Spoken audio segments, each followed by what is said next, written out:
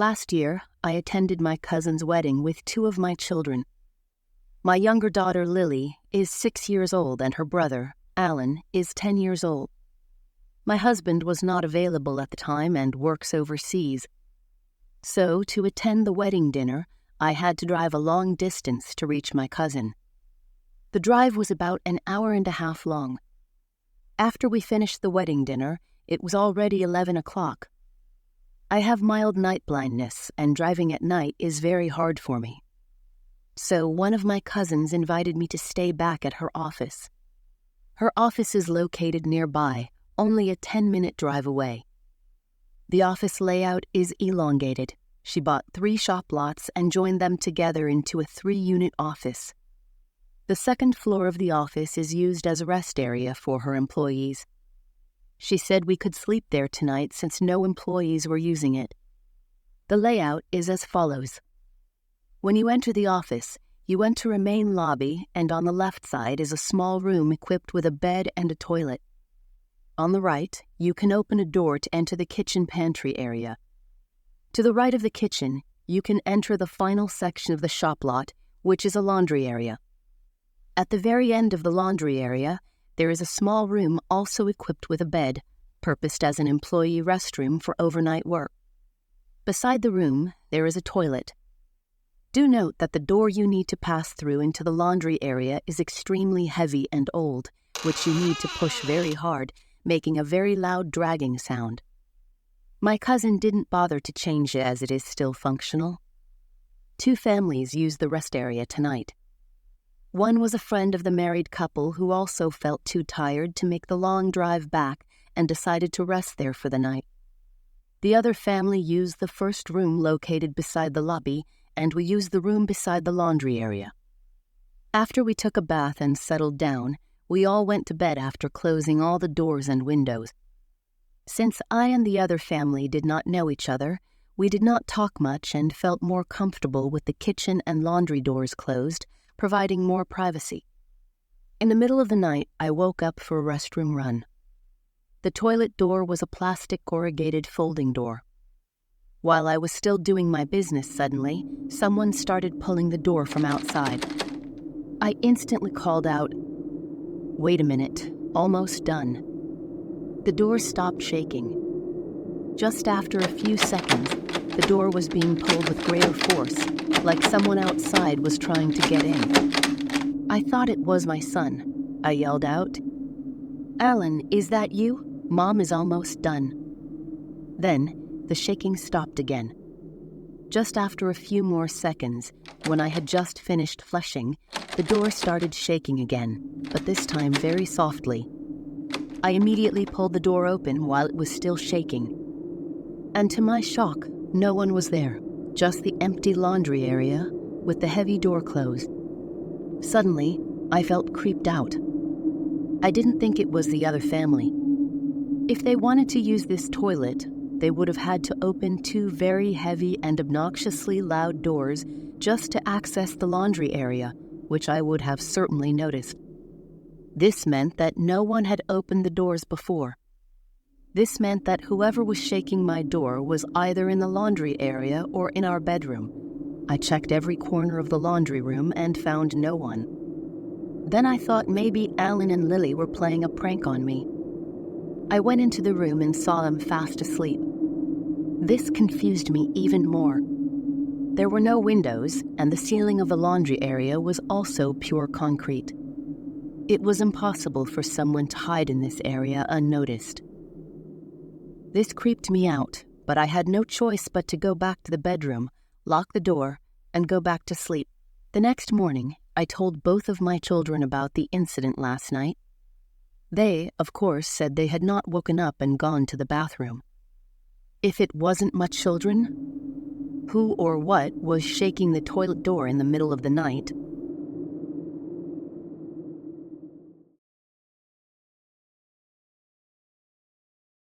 I am a diving instructor. I've been working in this field for 20 years. I've seen a lot of paranormal activities on the islands. And this is by far the most dangerous paranormal incident I've encountered. At that time, I had 2 students taking their advanced diving license course. The last part of the course is night diving. After our dinner, we gathered at the hub.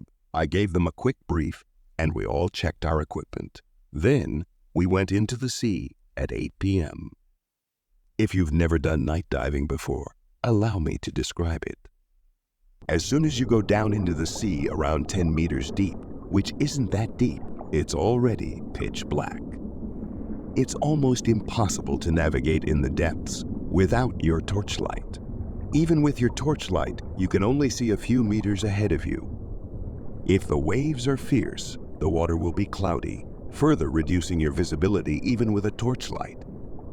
I'm very experienced on this island and know this area like the back of my hand, so I'm very confident in my ability. I led the students to the designated area, which is 20 meters deep, and tested them to maintain neutral buoyancy in this pitch-black environment. We also tried to find sea creatures that are more commonly found at night, such as sea urchins, which are all over the sea floor, and moray eels and barracudas, which are much more common to be spotted at night. Then, one of the more timid students started flashing his flashlight behind him, seemingly pointing at something we couldn't see. This is pretty normal. A lot of students tend to panic as soon as they see larger predators at night, such as barracudas and sharks, especially in pitch black water. But they are usually not aggressive toward humans unless provoked. I made an end the dive gesture and made them follow me. We slowly rose up and slowly moved back near the shore. Then, without any warning, I took my last breath from my regulator. Someone had closed my oxygen tank. We always check our oxygen tanks during intervals, and mine wasn't even half empty yet.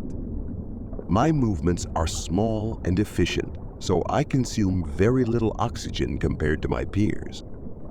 I turned around. The 2 students were around 4 meters behind me.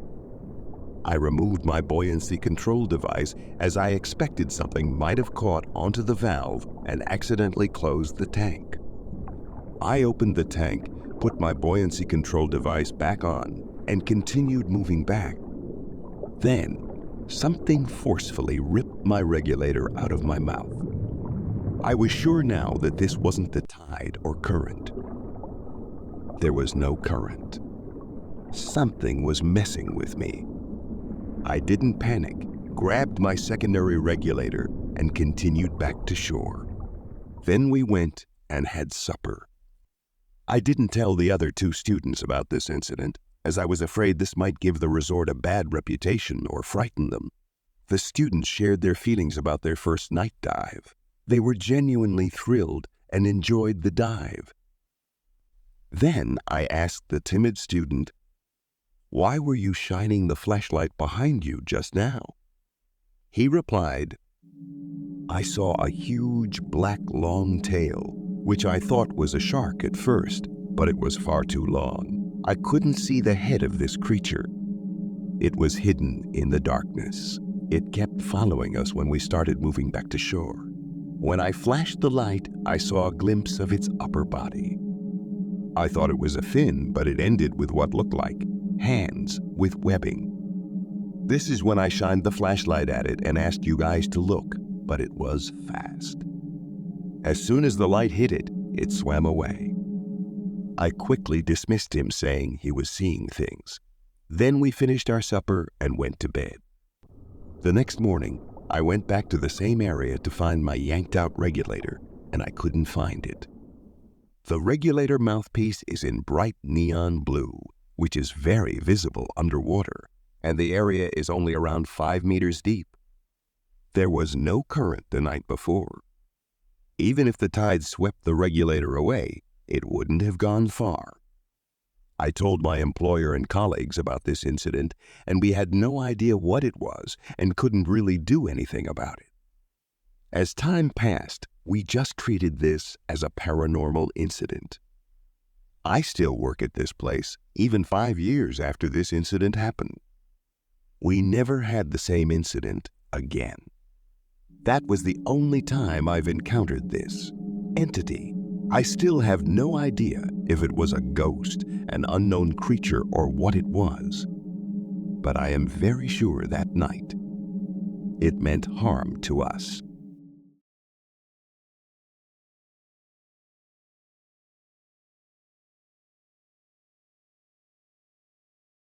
This happened to me a few years ago. At that time, I was still living alone. I didn't have any family members I could rely on. My parents were well and still alive. They treated me poorly since I was a kid. Abuse, neglect, you name it. I chose to live alone and be independent, working on my own and renting an apartment. So I was working as an event manager. I usually left my house at 9 in the morning and came home around 8 in the evening with a very predictable schedule. One day, I noticed the chair at my dinner table had moved out. This was weird because I'm a very neat and tidy person. I always made sure everything was in order before I left. I moved the chair back and thought nothing of it. But since then, weird occurrences continued to happen. Sometimes when I came back home, I would find my tidied bed sheets messed up, as if someone had sat on the bed or lain on it. And I noticed the pillow on my sofa had been moving around. What made me think that something was very wrong was that one day I came home and saw my bathroom had black, dirty, wet footprints. This confirmed to me that someone had come into my home and used the bathroom. I had been gone for at least 9 hours, and the bathroom should have been dry when I came home. This scared me, and I checked around the house, but I found nobody. After checking around, I felt like whoever was in my house had left. Being too tired for anything else, I make sure the door is locked, then decided to call the police the next morning and go to sleep for the night. In the middle of the night, I heard a distinct sound from my front door. It was the sound of my electronic lock unlocking. I immediately jumped out of bed and a horror struck me. Whoever had been visiting my home was back. Without any weapon, I grabbed my bedside lamp with one hand, my phone in the other, and slowly moved towards the front door. I slowly opened my bedroom door, and immediately I saw a man standing at the entrance, backlit by the light from the corridor. I couldn't see his face. My initial plan was to sneak past him, but I wasn't expecting him to be standing directly at the entrance, looking straight at me. Then I shouted, "What do you want?" For a few seconds, he didn't answer anything. I said again, "I'm going to call the police." Then the man slowly replied, "Relax. What I want is you." He reached into his pocket and pulled out what looked like a short pocket knife and started moving towards me. I'm a very skinny girl. I had no chance of fighting this man head on. He managed to corner me and grabbed onto my hand, which was holding my phone. I hit him with the bedside lamp as hard as I could. His grip loosened for a split second, and my phone fell on the floor in the process. I didn't manage to pick my phone up, but I was lucky. I managed to break free and run for the exit. I ran to the stairs and went straight upstairs, knocking on neighbor's door whom I was more familiar with. Luckily, he answered. He and his wife came out and took me in for the night. They accompanied me to make a police report soon after. The intruder was soon caught by the police.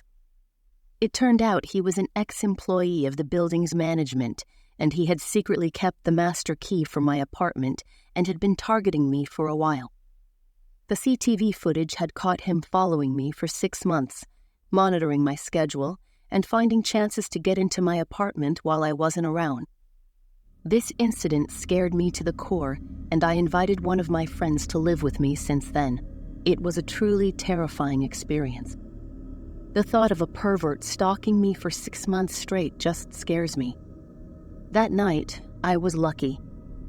If I had been caught by him in my home, who knows what would have happened. Hi guys, thanks for watching my video all the way to the end. If you enjoyed it, please drop a like and subscribe. These videos take a long time to make, with each scene drawn by hand. Your support means a lot to me. As always, thanks a lot for watching and have a safe night.